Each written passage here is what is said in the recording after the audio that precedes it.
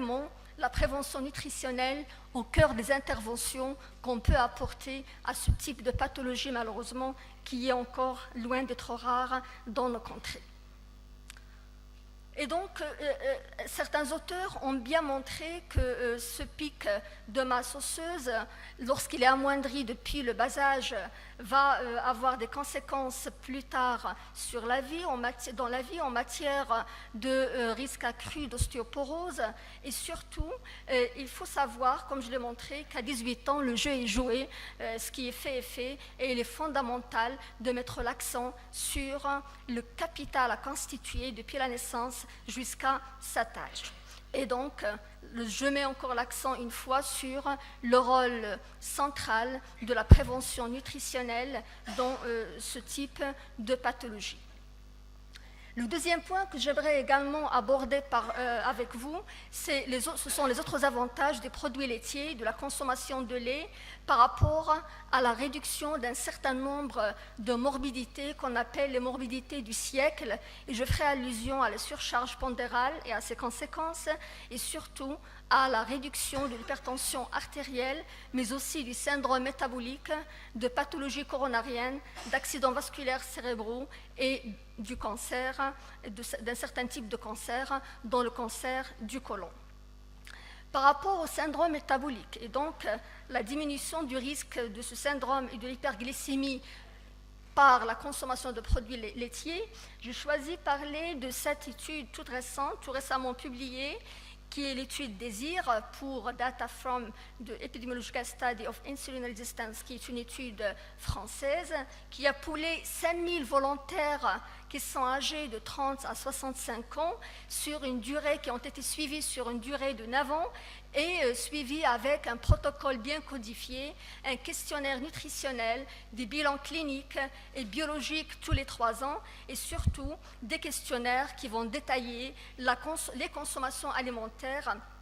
qui vont être évaluées par des diététiciens entraînés à ce genre de questionnaire. Et puis l'étude a été analysée une fois qu'il y a eu qu'on a pris un certain nombre de facteurs d'ajustement, le sexe, l'indice de masse corporelle, l'activité physique, la consommation de lipides, le tabac, tous les facteurs qui peuvent être confondants et qui peuvent constituer des biais d'interprétation. Il se dégage de l'étude que la consommation de produits laitiers et de calcium diminue l'incidence de syndrome métabolique et donc de l'obésité abdominale, des dyslipidémies, de l'intolérance au glucose, de l'hypertension artérielle, et limite l'hyperglycémie à jeun et diminue ainsi les risques de diabète de type 2. Les auteurs ont avancé dans leur synthèse quelques hypothèses pour expliquer ces effets positifs des produits laitiers et du lait.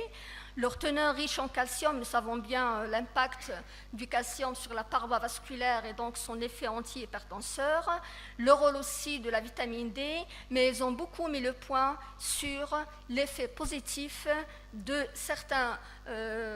constituants du lait, des produits laitiers, à savoir certains peptides bioactifs et des ferments à effet probiotique qui vont agir au niveau intestinal en libérant des facteurs qui, eux, vont avoir des effets vasculaires importants et donc réduire l'incidence de l'hypertension artérielle et de ses conséquences vasculaires aussi bien sur le plan neurologique que sur le plan cardiaque. En ce qui concerne la place des produits laitiers dans le contrôle du poids, la littérature abonde depuis quelques années et cette étude déjà vieille puisqu'elle date de 2002 avait comme objectif d'analyser l'effet d'un apport riche, d'un régime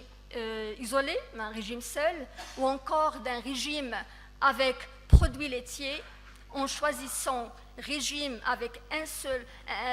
produits laitiers et un seul aliment au choix, ou seulement régime avec produits laitiers, et de comparer 3 cohortes. Et l'étude a été intéressante puisqu'elle a montré finalement que lorsqu'on prend le régime seul avec ajout de produits laitiers, on aboutit à des pertes de poids beaucoup plus importantes et donc à un contrôle pondéral beaucoup plus évident. Et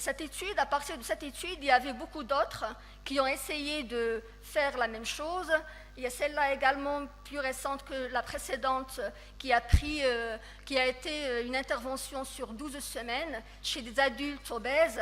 et qui ont eu une alimentation restrictive en matière de calories et qui ont été, si vous voulez, organisés en 2 groupes. Un groupe contrôle qui a eu que du calcium élément sous forme de médicaments et un autre groupe qui a eu l'ajout de calcium à des quantités importantes mais sous forme de produits laitiers. Et les résultats ont été également en corrélation avec les précédentes puisqu'ils ont montré que dans le groupe qui a eu ajout de produits laitiers, c'était le yaourt dans ce cas-là, la perte pondérale a été de façon significative et a été plus importante que dans le groupe qui a été considéré comme groupe contrôle, et ceci en ce qui concerne aussi bien la perte pondérale totale que la perte de masse grasse, que la diminution du périmètre ombilical, et vous savez bien que le risque vasculaire de la personne obèse est notamment corrélé à la graisse abdominale. Parmi les hypothèses qui peuvent nous expliquer cet effet de perte de poids des produits laitiers, la littérature abonde également, et parmi les 2 hypothèses qui me paraissent intéressantes à partager avec vous, la première est l'effet du calcium des produits laitiers qui permet au niveau des cellules des adépocytes, qui permet de réduire la lipolyse et d'augmenter la lipolyse et de réduire la lipogénèse, ce qui va permettre la fonte de la matière grasse. Mais la deuxième explication est encore plus séduisante et elle sort à travers ce travail récent qui est publié dans le British Journal of Nutrition et qui montre sur une population d'adultes âgés de 18 à 30 ans qui avaient un IMC normal et à qui on avait donné le matin 4 types d'aliments, de sources de protéines. Le premier jour, ils avaient comme source de protéines le thon, le deuxième jour, le blanc d'œuf, l'albumine, le deuxième jour, la dinde, et le 4e jour, la caséine. Et puis 4 heures après avoir donné ce repas protéique le matin à ces individus, on s'est intéressé à analyser un certain nombre de facteurs. La glycémie, l'insulinémie, la sensation de faim, la sensation de plénitude, l'intention de consommer des aliments, et ça a été régulièrement relevé durant toute la journée, et puis avec surtout une précision relative aux quantités des aliments et de calories qui étaient consommées par ces individus. Et les résultats étaient vraiment très intéressants puisqu'ils ont montré que la teneur énergétique consommée au repas et à volonté était plus basse chez les personnes, lorsqu'ils consomment la caséine versus les autres sources de protéines. Et d'autres paramètres étaient en adéquation avec ces résultats, puisque la consommation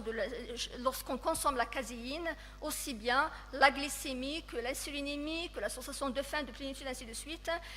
évoluait de façon favorable. Et la conclusion de ce document a été que la caséine a un effet sur la satiété qui serait supérieur aux protéines de dinde, de l'œuf ou encore du thon. Et en pratique, il y a beaucoup de travaux qui abordent ce point, qui disent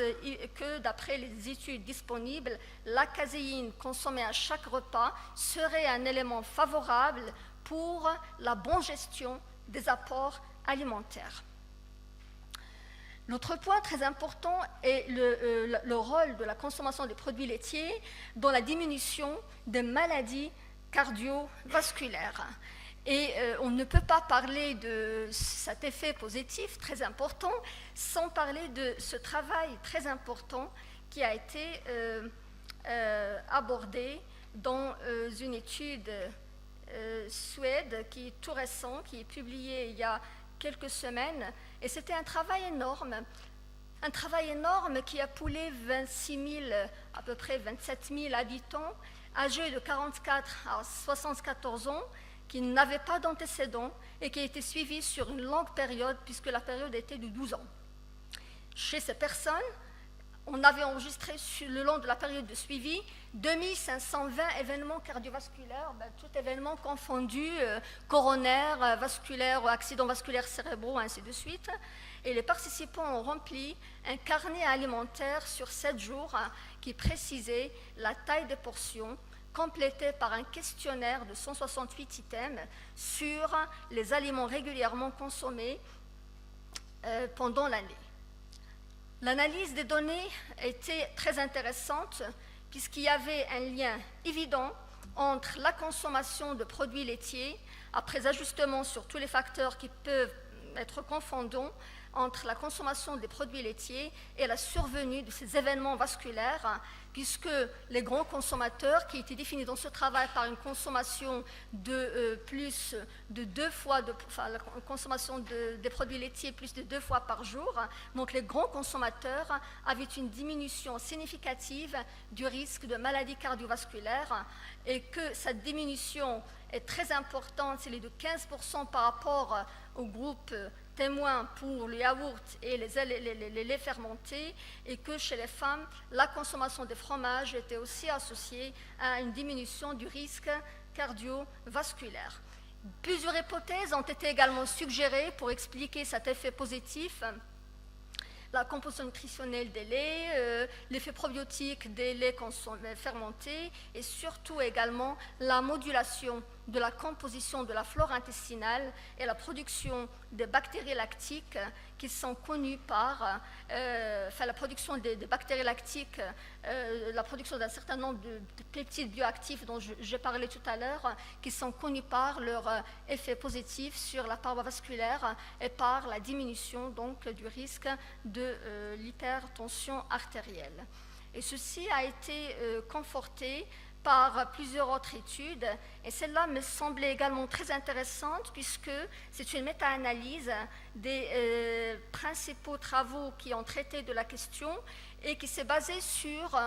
le rassemblage d'un certain nombre de données, de 7 banques de données, de 5 études, de 45 000 sujets, de 11 500 cas de personnes avec hypertension artérielle. Et cette méta-analyse a conclu à ce que la consommation de lait et de produits laitiers est associée à une diminution de 13% du risque de l'hypertension artérielle, et que cette diminution peut atteindre jusqu'à 16% si on considère les laitages pauvres en matière grasse.